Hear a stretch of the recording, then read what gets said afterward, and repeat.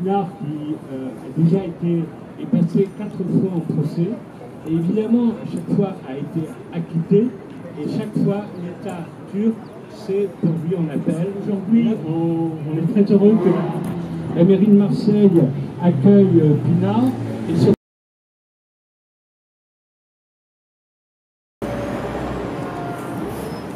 Ma chère Pinard, il est des jours où, après une défaite, nous sommes découragés. Des jours où nos actions nous semblent vaines. Des jours où la fatigue se transforme en fatalisme. Dans ces jours nuageux où le désespoir nous guette, je pense à toi, ma très chère. Et je me sens un peu honteux. Nous n'avons jamais été emprisonnés comme toi. Nous n'avons pas été torturés comme toi. Nous n'avons pas été chassés de notre pays comme toi. Nous pouvons seulement imaginer ce que tu as vécu et ce que tu subis encore aujourd'hui. Alors, ta force tranquille devient notre force. Alors, ta volonté devient notre volonté. Alors, ta vitalité devient notre vitalité. J'ai fait un film sur la mémoire du génocide arménien et je l'ai dédié à mes camarades turcs en l'honneur de nos soldats communs.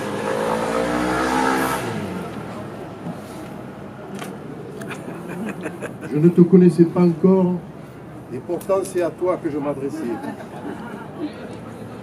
Non, il est ému, c'est pour cela. Il faut tout faire ici, hein, et tenir les papiers, le micro. Je ne te connaissais pas encore et pourtant c'est à toi que je m'adressais.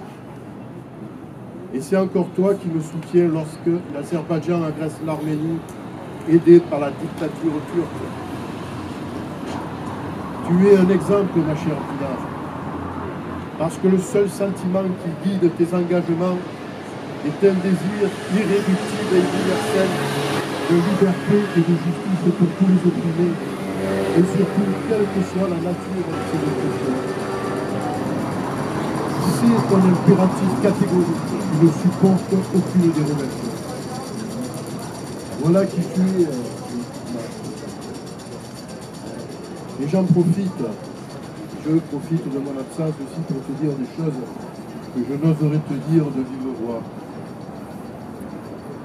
Et puis Ariane et moi, nous sommes très fiers que Marseille te rende hommage et nous formulons un rêve. Nous rêvons que tu nous rendes l'appareil et que tu nous accueilles en femme libre dans ta ville à Istanbul, d'où ma famille a été chassée. Voilà, Pinard, ce que je voulais te dire. Je t'embrasse très fort. Ton ami, ton camarade, Robert Guédiguian.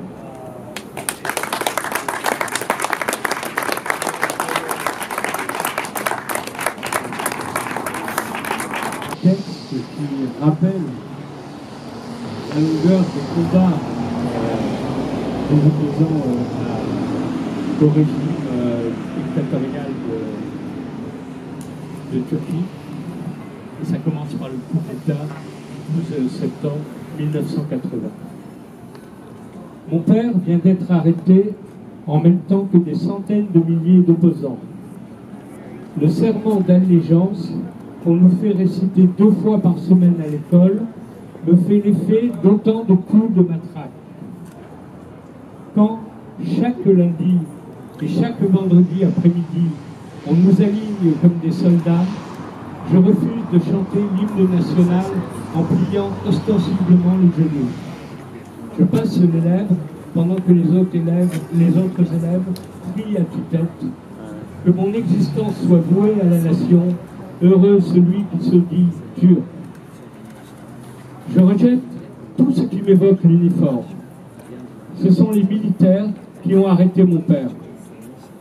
Et c'est l'État qui a jeté en prison tous ceux que j'aimais.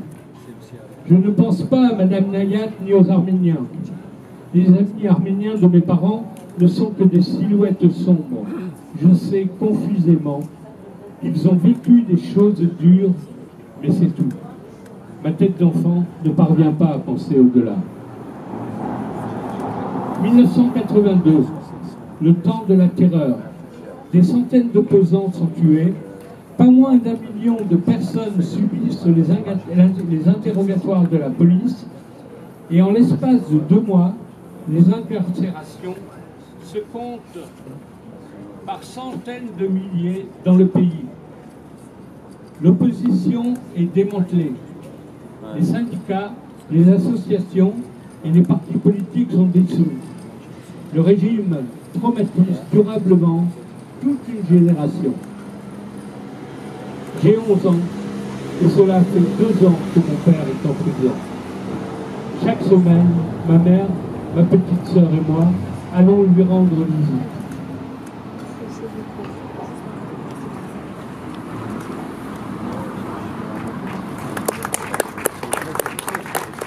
Quelques mots, d'une part pour nous excuser sur cette solo qui est quand même pas génial. Je voudrais dire à quel point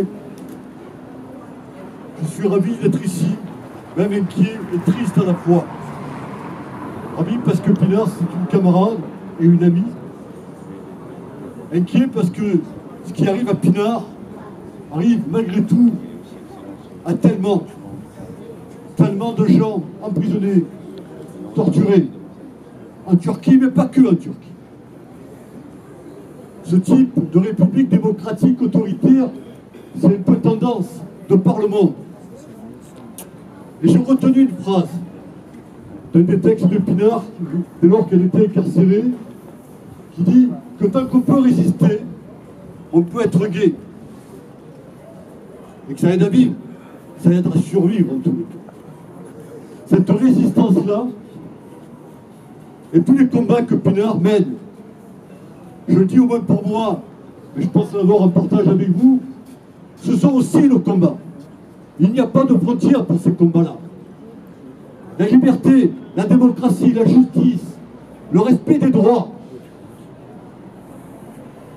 sur la tête de notre commun, notre boussole, car on voit bien ce qui a pu se jouer dans les années 90, mais aussi dans les années 80, les coups d'État militaires, la façon dont les grandes puissances se jouent de ça, dans un rapport sordide entre d'un côté, on va le dire clairement, les Américains, de l'autre côté les Russes. Ça ne vous parle pas de l'actualité d'aujourd'hui? On est toujours dans ces rapports-là. Et au milieu, ce sont les peuples qui mordent. Ce sont les peuples qu'on torture. Alors oui, il y a vraiment du sens à ce que nous soyons là aujourd'hui rassemblés pour soutenir Pinar, faire en sorte le maximum de pression pour un acquittement définitif. Oui, il y a des raisons à être là aujourd'hui avec Pinar. Pour penser la suite et continuer à se battre. Et se battre et résister, et rester gai et optimiste. Même si parfois il y a des reculs, d'un point de vue historique, nous allons continuer et essayer de gagner tous ensemble. Pour toutes les causes, les plus petites soient-elles. Les gens de rien, les gens souvent invisibilisés. Et Pinar sait faire ce travail-là, avec toutes ces populations qui n'ont en fait en réalité jamais la parole, très éloignées du monde politique, enfin, en tout cas des personnels politiques, très éloignés des institutions. Moi je pense qu'il y a un cap et que c'est de l'opportunité pour nous tous Marseillais. Et par ce temps, vous voyez, il y a des mobilisations tous les jours et moi ça me ravit. De dire, proposons clairement le sens de nos valeurs et de nos combats. Merci à Pinar et on est avec toi.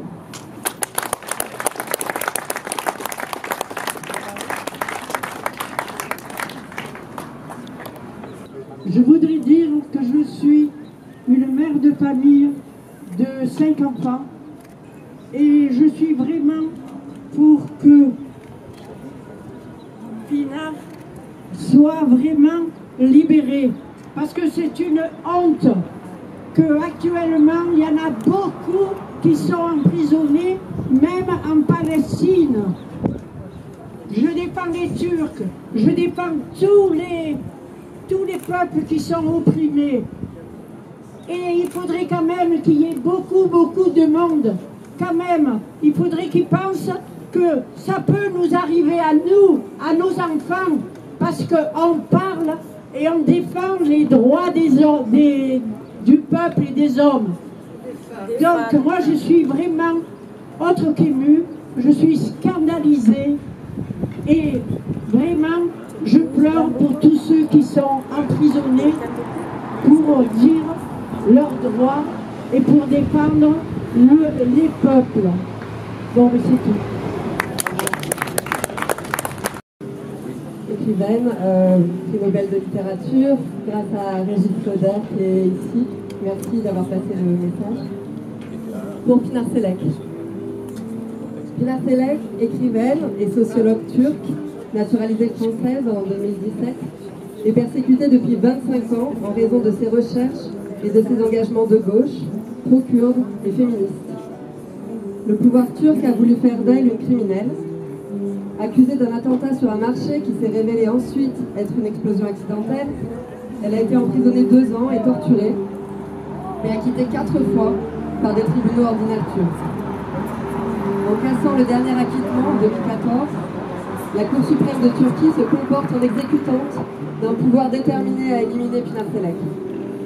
Au mépris de tout droit, le tribunal qui l'a fait comparaître le 31 mars a décrété son emprisonnement immédiat à perpétuité et lancé contre elle un mandat d'arrêt international.